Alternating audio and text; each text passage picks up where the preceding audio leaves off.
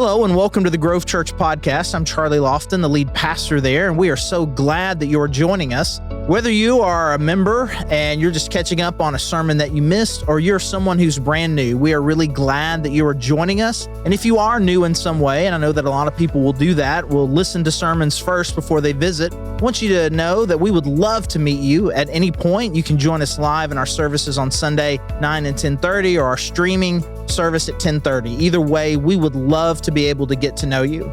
And regardless of why you are here listening to this sermon today, thank you so much for joining us. All right, well, hey, good morning. My name is Mark. I want to welcome you also to the Grove.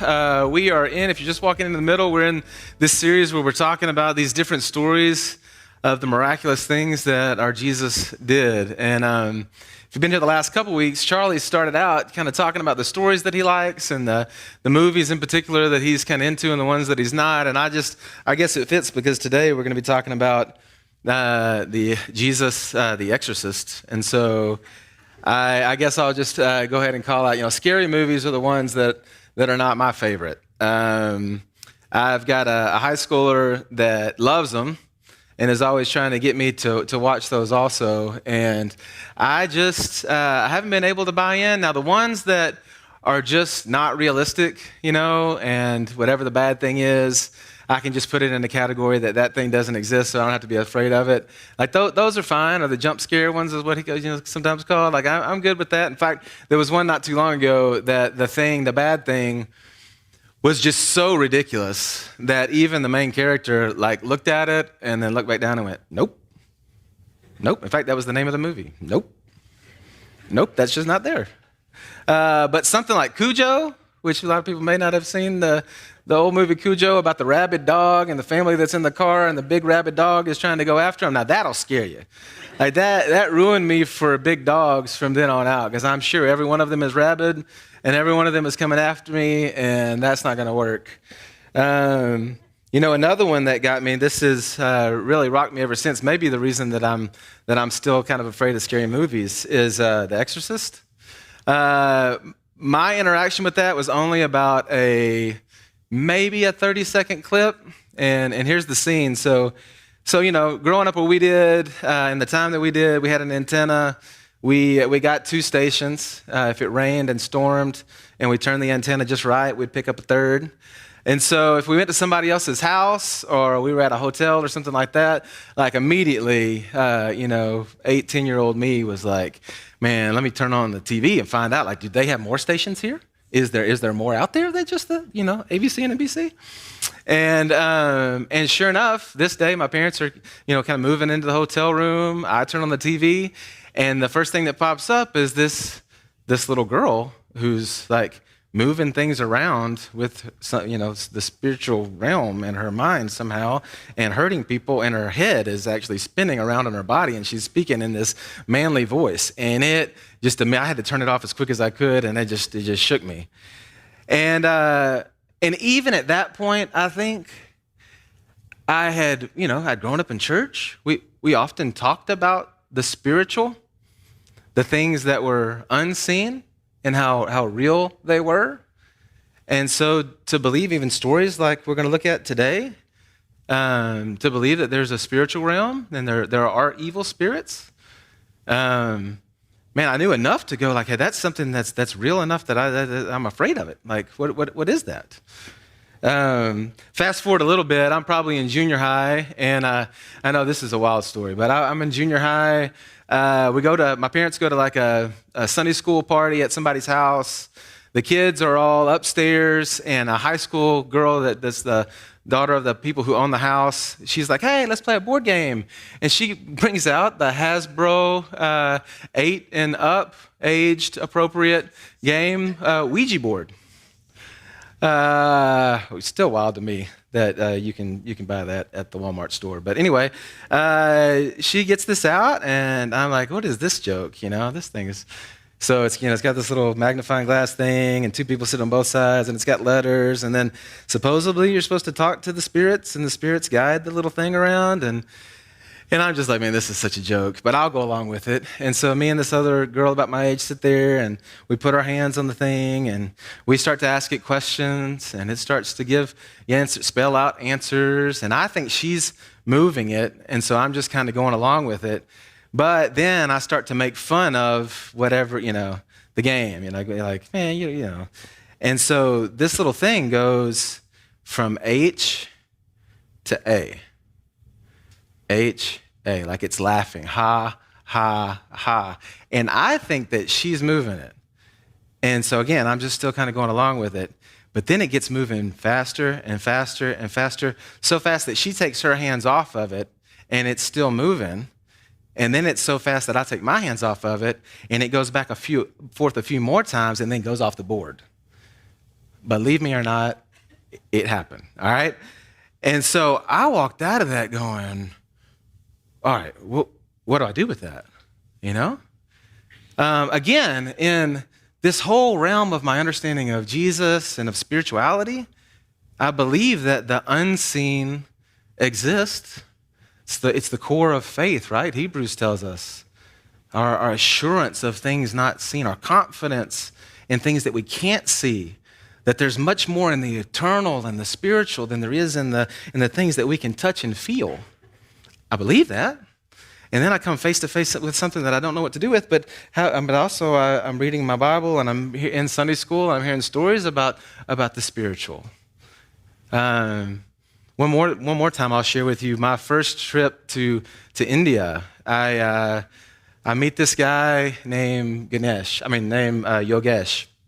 And Yogesh, his family worships a deity named Ganesh, which if you know much about Hinduism and the different deities, there's Ganesh has got an elephant head and a bunch of arms, and there's so many different deities that are worshipped and have been for centuries. And so I'm talking to him, and this is 1999, I'm right out of college. I'm sharing with him about my faith in Jesus and what the difference he's made in my life. He's sharing with me about the way that his family worships Ganesh and what that looks like. And we're having this dialogue. And then the day before I leave, we're going to have, me and the friends that are with me, we're going to throw this kind of get together, bring our friends together. And I'm excited. I've invited Yogesh. I'm excited about having the conversation with him. And then that night comes and he doesn't show up. And, I'm the guy that's over in the corner of the party just kind of bummed out because my boy Yogesh just didn't show up. And so the next day we leave and we're in a different city and I get a call from him. And I'm like, man, where were you? Like, I was so excited to see you and you seemed like you were excited to come and then you just didn't show. What happened? And he said, Mark, I really wanted to be there. In fact, I had purchased a gift for you that I wanted to give you, and I was excited to talk more about these things. And he said, but I left my home, and on the way to the party, Ganesh met me on the way, and he told me that if I went to this and I met with you, that there would be harm. I should be afraid there would be harm to my family and to me, and I needed to go back home. Again, what do you do with that? What do you do with the story like we're going to read today where Jesus meets this man who has, 2,000 evil spirits in him, and Jesus casts these spirits into these pigs and they run down a hill and drown in the water? Charlie's been talking about the felt board at Sunday school. That seems like really clean and nice when you just put it on the felt board, but when you really think more deeply about the reality of the spiritual realm, which I think for most of us is just beyond us, Oftentimes I've been asked about that. Why does it seem like you've got stories like this in your Bible and you hear about things like this in places that are far from here? And I'll just give you my real quick, short and sweet answer to that question that I normally give. I think the reality is that the evil one and his strategy in this place is working. The strategy where the people on the planet that are a little bit more affluent, have a little bit more exposure to education, they start to lean really heavily into the things of this earth. They start to get really distracted. We start to get really distracted with the things that we can have, that we can touch, that we can feel, that we can know. And that tends to numb us from the spiritual. It tends to numb us from the unseen. And the last thing that the evil one and his strategy wants from us is that we would be awakened to the spiritual. Because for many of us, our next step of growth in Jesus is to be aware of the eternal. Our next step in our walk with Jesus is to be aware of the power of the Holy Spirit that lives within the believer.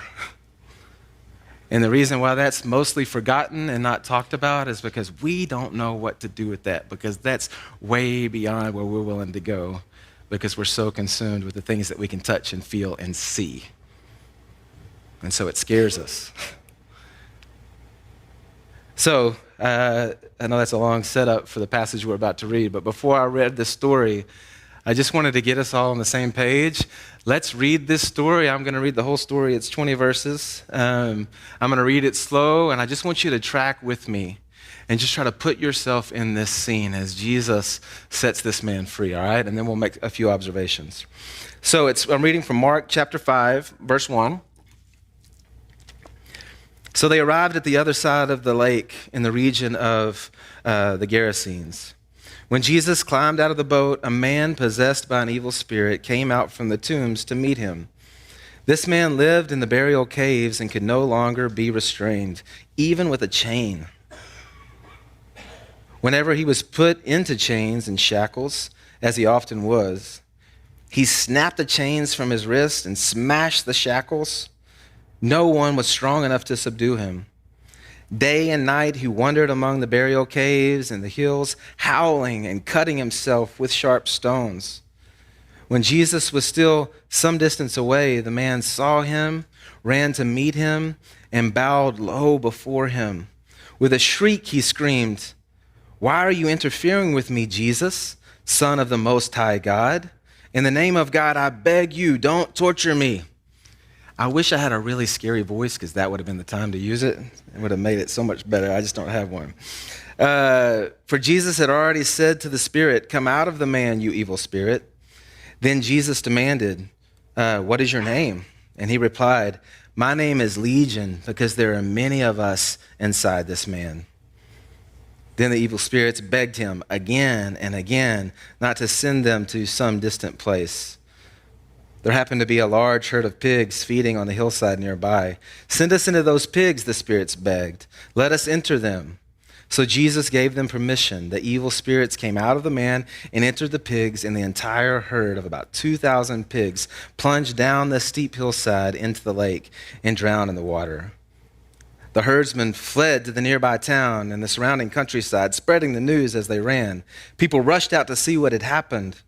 A crowd soon gathered around Jesus, and they saw the man who had been possessed by the legion of demons, and he was sitting there fully clothed and perfectly sane. And they were all afraid. Then those who had seen what happened told others about the demon-possessed man and the pigs, and the crowd began pleading with Jesus to go away and to leave them alone. As Jesus was getting into the boat, the man who had been demon-possessed begged to go with him. But Jesus said, "No, you go to your family and tell them everything the Lord has done for you and how merciful he has been." And so the man started off to visit the 10 towns of that region and began to proclaim the great things Jesus had done for him. And everyone was amazed at what he told them.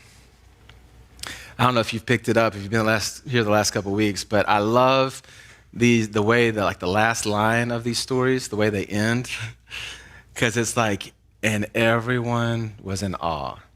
And the people had never seen anything like this before. And everyone here was amazed at what he told them. They were amazed. This was unlike anything they'd ever seen or experienced before. That's who Jesus is. So, man, what a story.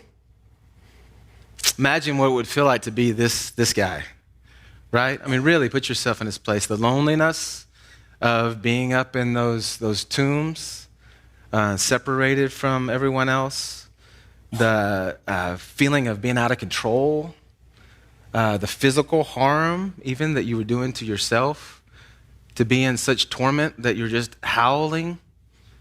Just imagine. And now all of a sudden, this Jesus shows up and you're free. You're free. Now imagine what that would feel like. But today I want to look at this guy, but I also want to look at the other characters in the story. Because it seems like there are these different characters, and all of them have something that they're afraid of. And I fear and want to make sure that we talk today about the fear that's appropriate and the fear that's inappropriate. The characters in this story that see the situation rightly and those who have misjudged it. So to do that, first I want to talk about the disciples. And I know it doesn't feel like we see them much in this story, but it's really interesting. If you go to the story just before this one, if you notice when this story started, it said they arrived at the other side of the lake. That's because the story right before this, at the end of Mark chapter 4, is the disciples in the boat with Jesus. The huge storm comes up. There are these huge waves and wind. And, these guys are used to being in a boat, and they're afraid for their lives. Water is coming into the boat. They go, and Jesus is asleep. He's just sleeping. He's not afraid of the storm. And so they have to wake him up. And what does he do when he wakes up? He looks at them and says, "Man, you guys, y'all not get it yet? Why are you afraid? Where's your faith?" And then he just looks over at the wind and the waves and tells the wind and the waves what to do. Chill out. And the wind and the waves stop.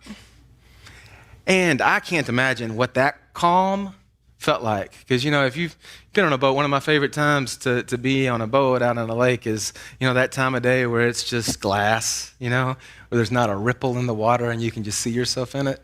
Imagine it going from crazy, chaotic storm to Jesus says, stop, and it just... And what it says about the disciples say, who is this?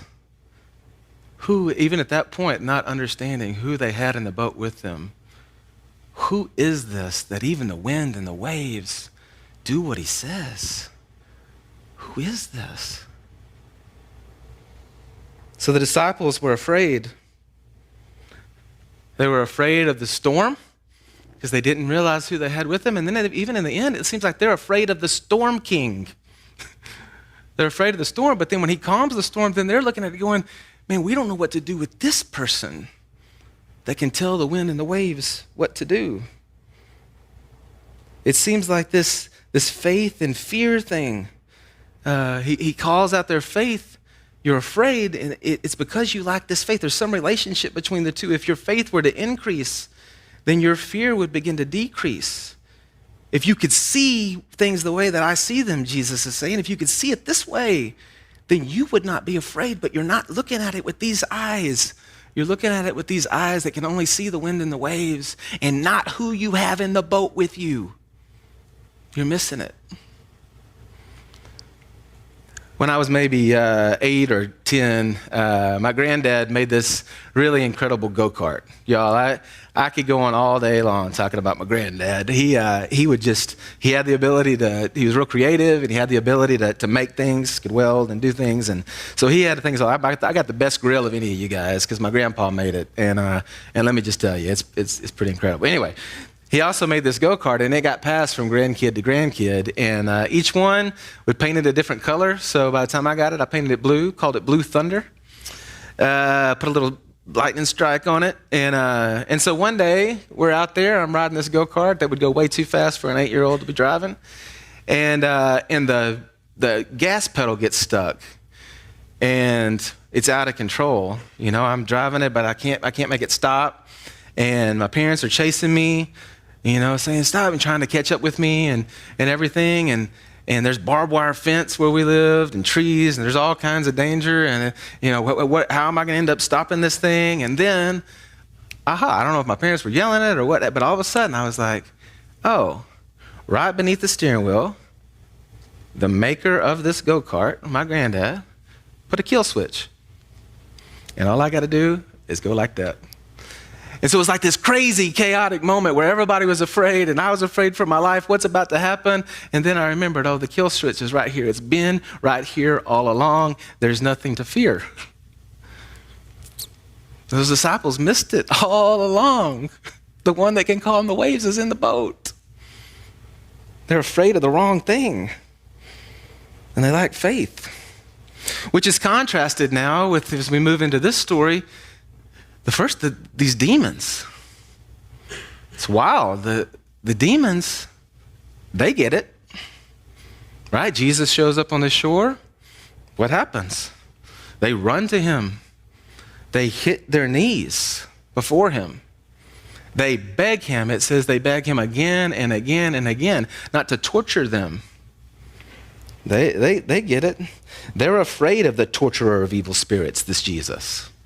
They know the power that he has. And so they're afraid. They believe. Isn't that crazy? And the evil spirits have been dominating. But their domination has come to an end because now Jesus is here. It seems like it's often the misevaluated situations in my own life. One really clear example, growing up, I played a lot of basketball, and we were in a smaller town and had some other friends that we played a lot of basketball, and we thought we were pretty handy. We could beat the other guys around us, the other smaller schools around us.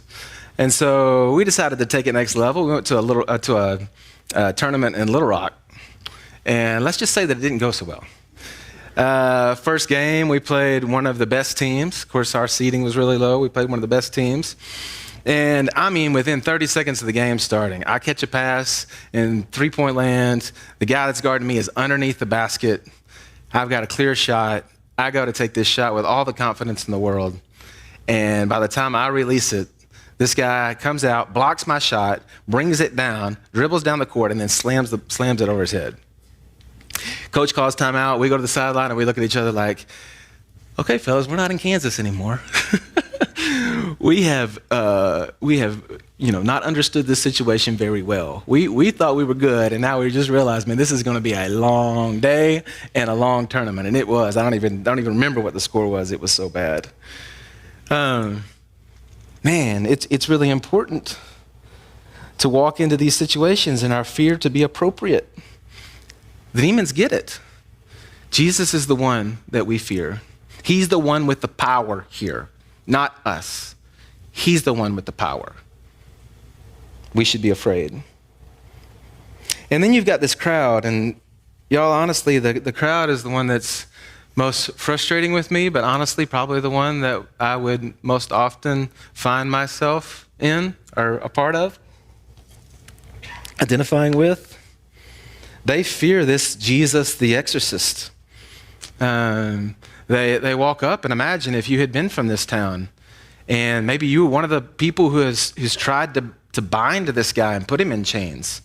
And it says that no one could subdue him. I'm sure that ended up in a lot of black eyes and bloody noses and fights to try to contain him.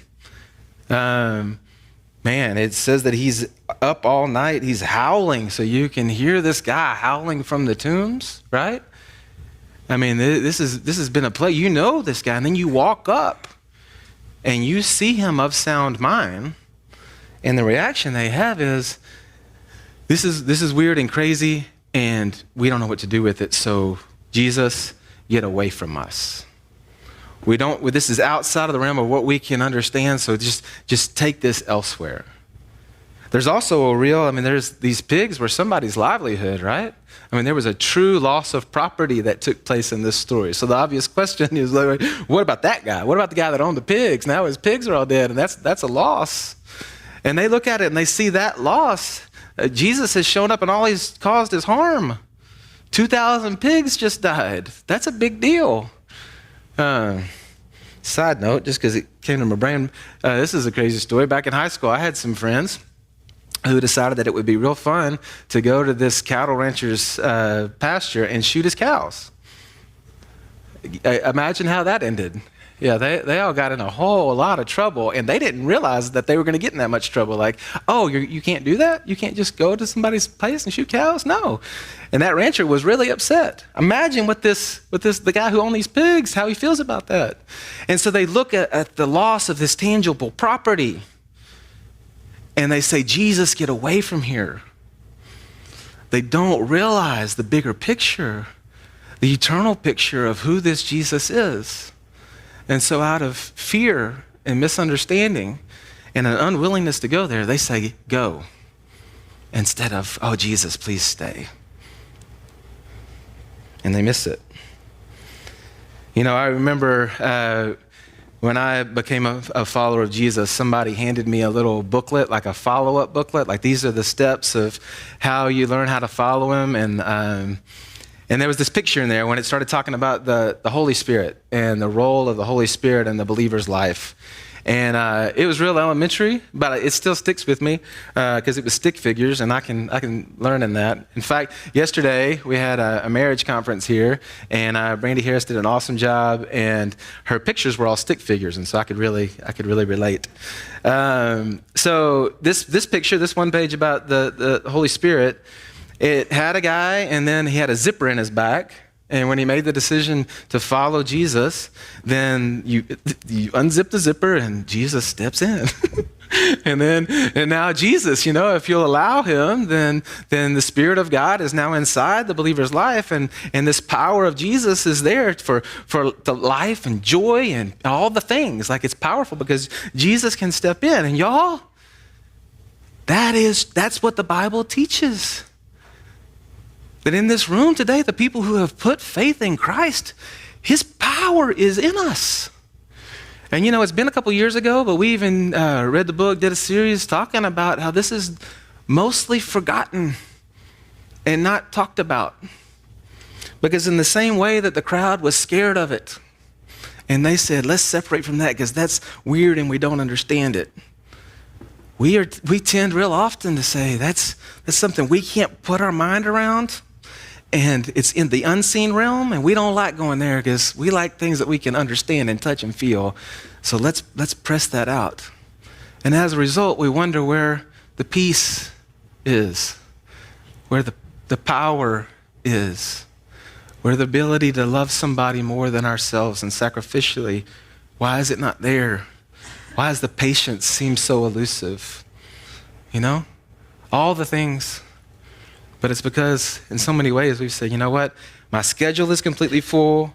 All of my life doesn't leave any room for this thing that Jesus promised because we don't exactly understand it. We do what the crowd does. We're afraid, so we say, Jesus, go. Instead of what the healed man says. Because you know what the healed man, Legion, you know what he was afraid of? After it happened, he was afraid of being more than 2 inches away from Jesus' side. What does he beg? The demons, they beg him not to torture them, right? The crowds beg him to leave. The healed man, what does he beg? Jesus, let me go with you. Let me get in the boat with you. Let me be right by your side and experience more of your incredible power. Just be in your presence. Jesus, let me be in your presence. Now, the caveat to that, I love what Jesus does. He says, no, you stay. You stay, and you go, and you tell everybody what's happened. Because Jesus knows when they see this guy, who there are stories about, everybody knows that he's the guy that was demon-possessed up in the tombs, that now he's of sound mind, that they're going to see the power and know that it's true. And that's exactly what happens. And so then what does he do? Well, he wants to be with him. And when Jesus says, no, you go tell about it. He doesn't say, no, Jesus, I'm going to do what I want to do. I want to be in the boat with you. No, he obeys because he knows who the king is. Jesus, I want to be with you, but if this is what you want from me, then this is what I'll do. And he goes. And it says he goes to the whole region, to the 10 towns, the whole area. And when people bump into this dude, they're like, this thing is real. This Jesus is different. This, y'all, this is what you do when you believe. This guy, this is the example. This is what you do. When Jesus sets you free, you beg and desire to be as close to him as you can possibly be. When you see that he commands, instructs, encourages us to do something, you say, yes, sir, King Jesus, because you're my only hope and you're my life. Yes, sir. I want to do what you want. When he calls us to look above the temporal and the tangible, to see the eternal and to care about things that are bigger than us, we say, all right, teach me that way. When he calls us to be in a boat with the wind and the waves and the storm and all the chaos of life that tends to make us anxious and worried and to be afraid and to live in fear, which we know is being bought and sold on every corner and every channel that you come across and every conversation that you're in, telling us all the crazy things that we can be afraid of. And when he calls us to live above that mess and to see it with his eyes and with his perspective and to live fearless because he's in the boat with us, we say, all right, I want that. You know, after that time that I got to be around this guy, Yogesh, and he told me that story about that deity Ganesh, since then I've just, because of what I do, I've been in a whole lot of different temples, Buddhist temples, Hindu temples, places where there are idols of these different deities. And Ganesh is actually one of the more mild ones. He's elephant-headed with these arms and a little rat on his shoulder. But some of them, many of them, there's blood dripping down their face. They've got decapitated heads in their hands or necklaces of skulls around their. I mean, they're pretty hideous and scary just to look at because they're intended to bring fear. That's kind of their whole game. And a lot of the older people around me in the beginning were trying to teach me, hey, when you enter into these places or when you're around these places, you need to, be afraid. You need to have a fear of this darkness that you're walking into. And so in the beginning, I kind of was that way. And then one day I was in one of those places and I was looking around at these statues and seeing people give their worship to these deities, and I just realized, no.